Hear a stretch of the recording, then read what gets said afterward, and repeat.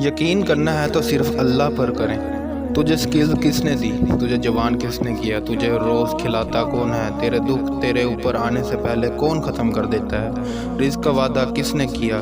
تو جب چھوٹا تھا اللہ تب بھی تیرے ساتھ تھا، اللہ آج بھی تیرے ساتھ ہے اور کل بھی تیرے ساتھ رہے گا انشاءاللہ۔ اللہ رب العزت فرماتے ہیں مجھ سے مانگو۔ جب اللہ تعالیٰ خود کہتے ہیں پھر ہم کیوں لوگوں کے پاس جاتے ہیں؟ حضرت محمد صلی اللہ تعالیٰ علیہ وآلہ وسلم نے فرمایا ہر چیز اللہ سے مانگو۔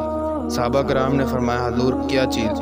حضور اکرم صلی اللہ تعالیٰ علیہ وسلم نے فرمایا اگر تیری جوتی کا تسمہ بھی گم ہو گیا ہے تو وہ بھی تو اللہ سے مانگ۔ ہم لوگوں سے امید لگائے بیٹھے ہیں جو خود پریشان رہتے ہیں، ہماری کیا مدد کریں گے؟ جو اللہ جو تمام جہانوں کا مالک خالق ہے، اگر چاہے پوری دنیا کی دولت تجھے دے دے تو پھر کیوں لوگوں کے پاس جائے؟